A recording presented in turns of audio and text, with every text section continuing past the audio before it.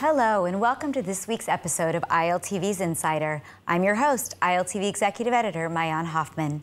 Today, we're going to dive into the shifting dynamics between Israel and Saudi Arabia, exploring the potential for peace and normalization in a region increasingly fraught with tension. As Israel grapples with security threats on multiple fronts and the shadow of conflict with Iran looms large, the question remains, is peace with Saudi Arabia still a possibility, or has the region's focus turned elsewhere? We'll unpack the latest developments from back-channel negotiations to the influence of global powers and discuss whether a breakthrough can still be achieved despite the many obstacles. To help us answer these questions, we have two experts in the studio today. Please welcome Fleur Hassan-Nahoum, the Foreign Ministry's Special Envoy for Trade and Innovation, who has played a key role in the Abraham Accords, both currently and in her previous role as Deputy Mayor of Jerusalem. We also have with us Dan Feferman, Executive Director of Sharaka, which means partnership in Arabic. His organization is working to shape a new Middle East, built on dialogue, understanding, cooperation, and friendship. Let's get started. Welcome. So admittedly, in recent weeks, Israel seems more focused on attacking Iranian targets than on advancing normalization agreements. Meanwhile, Iranian Foreign Minister Abbas Arqaqi has been on a regional tour aiming to strengthen Iran's ties with Saudi Arabia, Iraq, Oman, and Qatar to isolate Israel. Saudi Arabia welcomed him. Does this indicate that Saudi Arabia is shifting away from peace with Israel? And do you think that Saudi Arabia's strategy really is as such? Fleur, why don't you start? Well, it seems like it's in over a year since before October 7th, we've come to such a different place that we were a year ago. Because let's think about it. Before the October 7th, we were actively talking to Saudi Arabia about making peace and extending essentially the Abraham Accords. Now, I'm convinced that one of the reasons that the 7th of October happened was to stop that momentum that was going on between Israel and Saudi Arabia. And whilst the Iranians are on this charm offensive to try and calm down Saudi Arabia know exactly who the Iranians are. They know exactly who the mullahs are, because ultimately they understand that the Islamic Republic of Iran want Shia domination and homogeny of the region, and that obviously affects a Sunni moderate country like Saudi Arabia. And they've also fought proxy wars against Saudi Arabia. Let's talk about Yemen, which was kind of the arena of both of these parties fighting each other without actually fighting with their own troops. However, what do the Saudis have to lose from meeting with the Iranians? What they see right now is not a particularly strong or determined American administration. What they really want is a defense pact with the United States of America to be protected from this Islamic regime in Iran. And at the moment, what they're seeing from America is indecision, Israel at war with the Sunni countries, with Sunni proxies of Iran.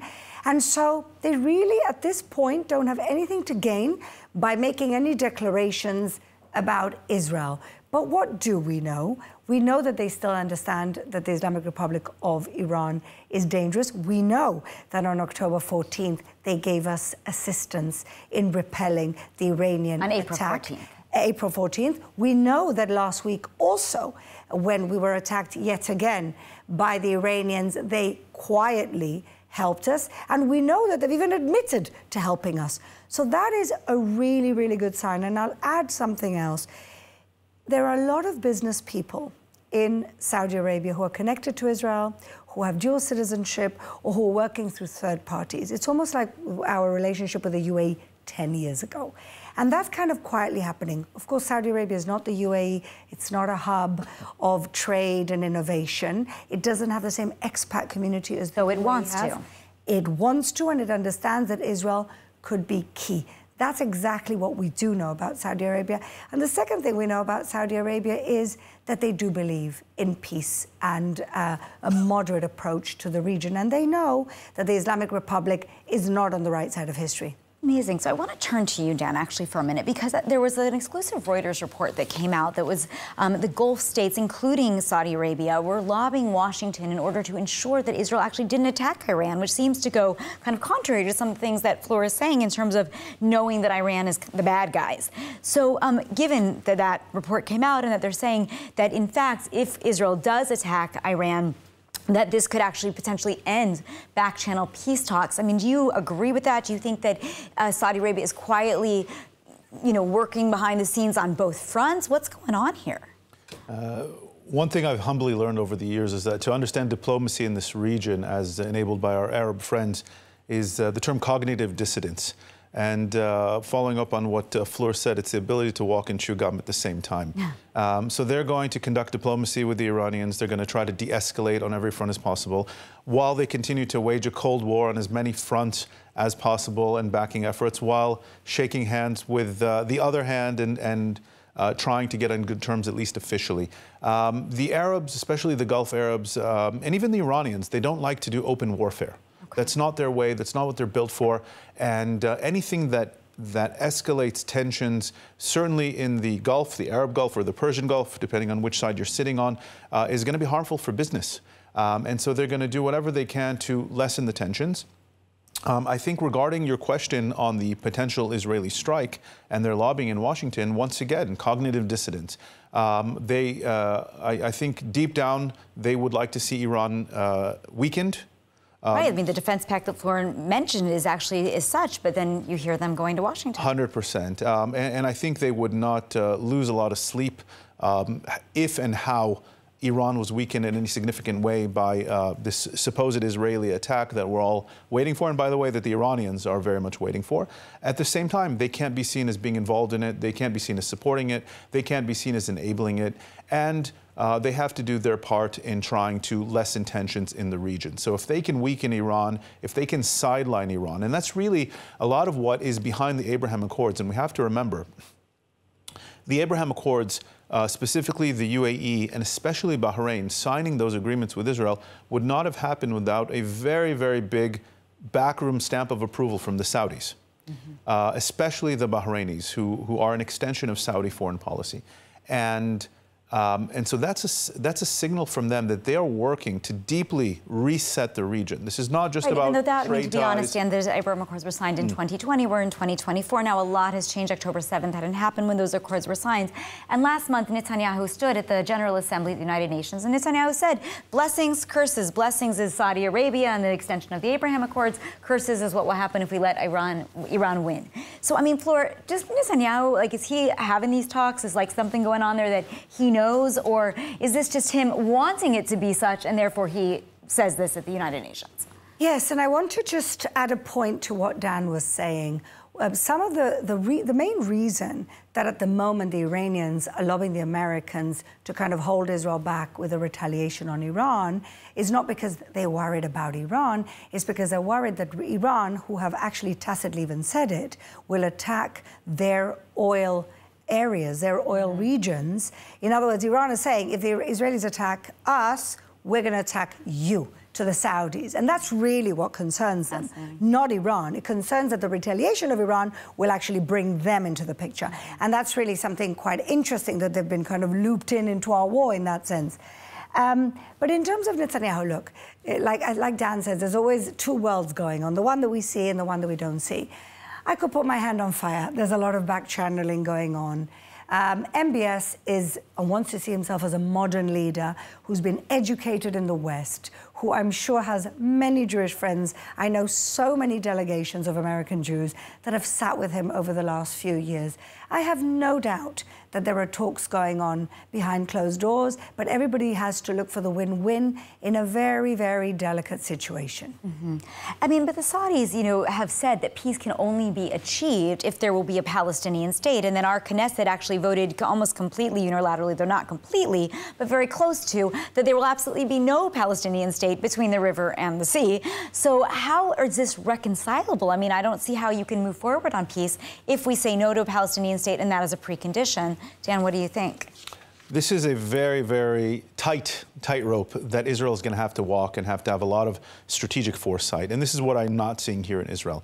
If I'm reading between the lines of what the Saudis are saying, if I'm reading their official statements, if I'm seeing their officials who speak at conferences, they're not saying to Israel, and I think they're very sober about the status of Palestinian leadership, certainly Hamas, but even the current leadership in the Palestinian Authority. And so they understand that Israel would never agree to a Palestinian state tomorrow morning, and I don't think they think it's even feasible. What they would like to see, and I think this could be the sort of meeting point between what Israel could agree to and what the Saudis would be willing to accept in order to then take that next step once things calm down in the region, is Israel agreeing to the idea of some kind of Palestinian state. And that's interesting because you talked about MBS. Continue, Fleur. Well, I agree with Dan. I think there's two things going on. One is they want some type of a process. Because why? They're a Sunni country that they want to... Remember, the father of MBS considered himself the guardian of the Palestinians. You have to understand this guy, where he's coming from. And so he's not saying we want a state. He's saying we want some type of a process, the beginning. Who are pushing the Saudis to say that? The American Democratic Administration. Oh, that's fine. This is actually the Democratic policy and administration strong-arming Saudi to demand a state in order for Israel to acquiesce. Because that is obviously the Democratic policy, but that's their mantra. It doesn't matter what's happening. That's the mantra. Even if it's not realistic, that's the mantra. And in fact, we have elections going on in the United States in another few weeks, and I guess we'll see who ends up in the White House. It was under the Republican Party, under former U.S. President Donald Trump, that we actually signed the 2020 Abraham Accords. UAE, Bahrain, Morocco. And Saudi was on the way. And Saudi was on the way. So do you believe that those agreements are holding strong today? I mean, given the situation and sort of the rhetoric on the ground, and I especially would like you to talk to this as head of Sharaka.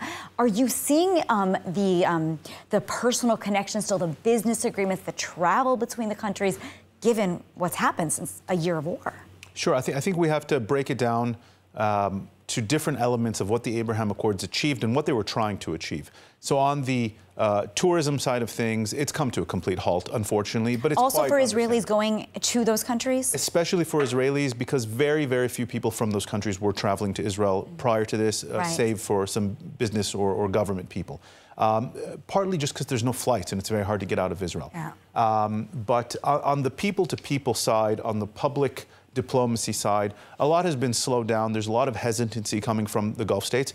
I can tell you in our line of work, in our organization in Sharaka, we've hosted multiple Moroccan delegations, for example. We've hosted a considerable amount of delegations of prominent and even very prominent journalists, thought leaders, imams, and what we'd call influencers from all over the Arab world, the Muslim world, and expats living in the West who are choosing to come to Israel, who want to see for themselves, or who are deciding to stand up to terrorism and Islamic radicalism and recognize the devastation that happened on October 7th, even if they don't like the Israeli response and how Israel is managing the current war, they are very much opposed to the Hamas attack and what Hezbollah has been doing. And there is a growing voice for that. I think the bigger picture is strategic. The UAE, Bahrain, Morocco, and behind the scenes Saudi Arabia launched a strategic reset of the Middle East and North Africa. And they will not let the war derail this. And therefore, it has not been derailed. And therefore, things are going to continue, even at a slightly slower pace, but they want to see things moving forward to get to this new Middle East that we're all out to achieve. And if in November, former U.S. President Donald Trump beats Kamala Harris, do you think that the chances then of Saudi peace are much more likely, or could it even happen under a Democratic administration, despite what you said before about the two-state solution? It all depends how the Democratic administration decides to deal with Iran. If they go for a policy of appeasement, which is essentially the Obama doctrine, just pushing their nuclear capabilities 5 years down the road instead of right now, you're going to see the Saudis a little bit put off by this. The Saudis want to see strong, decisive leadership against the Islamic Republic of Iran, even if they're doing their own diplomatic charm offensives together. And I also know that what the Arab world wants is a strong America leading, because essentially the Islamic Republic want America out of the Middle East. They want a new order in the Middle East that does not involve America. And Israel is seen as an extension of America. And that's what they want out. But I'm hopeful, and I'll tell you why. It's very difficult to find the light these days, right? But I'm hopeful, and I'll just give you one little example. There's a guy who was Hezbollah and Hassan Nasrallah's number two, or at least spiritual guy, studied with Hassan Nasrallah in Qom in Iran. He was a Hezbollah guy. And over the years, he started understanding the poison that is Hezbollah to Lebanon, the poison that is the Islamic regime to the region, and he started retrieving from that philosophy. The Saudi Arabians have taken him in. His name is Sheikh Al-Husseini, and he's now the chief editor of Al Arabiya newspaper. And so that, to me, just shows where the Saudis are, as opposed to what you see on the TV screens. Now, I want to further that a little bit with regards to David Friedman. So it was just reported this week that the potential former U.S. ambassador to Israel, David Friedman, could either be Secretary of State or the United States ambassador to the United Nations if Trump will win the election. He obviously was very important in the orchestration of the Abraham Accords. Yet, on the other hand, his recent book, which is about a one-state solution, really, precludes the Palestinians having this process of, achieving a state. So what kind of impact do you think he personally could have if this all comes to fruition? Look, ultimately, David Friedman was the one who brought us the Trump plan for peace and prosperity. And at the end of that plan, there was a Palestinian state. But as opposed to other plans that have been presented and failed, there were milestones. There were milestones to get rid of corruption. There were milestones for institution building, state institution building. There were milestones for economic development. There were milestones for getting rid of rhetoric that was toxic and hateful. There were milestones. Now, I don't think there's one person, even in this country, who would say no to a Palestinian state if the Palestinian state looked like Switzerland.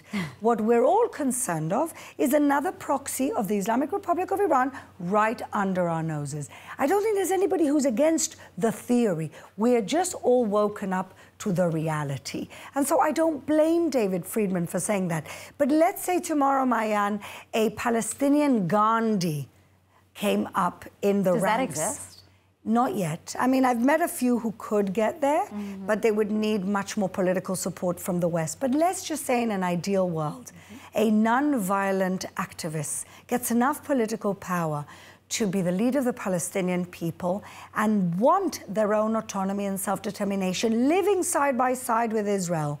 I don't think anybody would oppose that. The problem is that we don't see that coming, not in our generation, and unfortunately, not in the next generation. And certainly it would take generations of education in order to be able to get there. Now, we are going to run out of time, but I want us to be able to stop, first of all, by you responding a little bit to what Fleur said in the American election. And also, I mean, we are facing enemies right now on 7 different fronts. And as Fleur said, there's really very little light in this country right now. Unfortunately, we have to search for it in all the nooks and crannies. So given the situation on the ground, can you leave us, Dan, and really in 2 minutes with any vision of hope with what regards to regional stability and, of course, as Saudi Arabia plays a role in that? I'll try to tie all of that together. Let's go. I have to say, the last year of seeing this war on really 7 fronts, the region, whether they cannot say it out loud, they won't say it out loud, but they need us to win.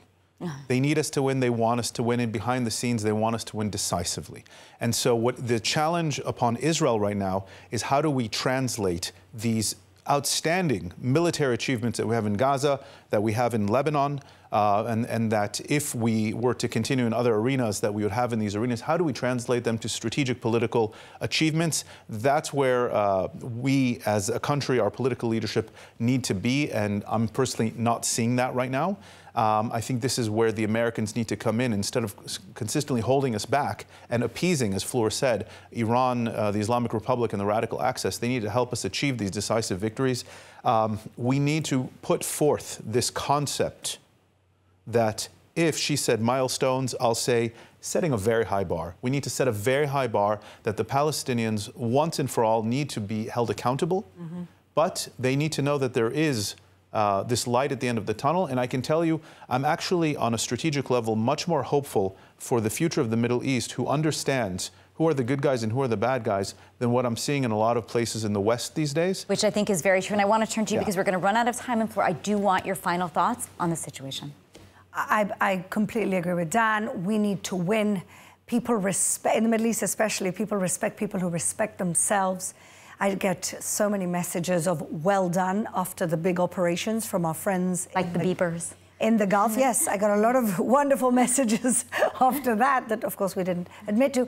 And so we need to be strong. We need to win. And completely echoing Dan's words, they understand who the good guys and the bad guys are. It's a shame the West still don't. Thank you so much. Well, that is all the time that we have this evening. I really want to thank our guests, Fleur, Hassan-Nahoum, and Dan Feferman, for being here today. For more of the latest updates from Israel, make sure to subscribe to our newsletter at iltv.tv. Thanks for watching Insider. Have a safe and pleasant evening.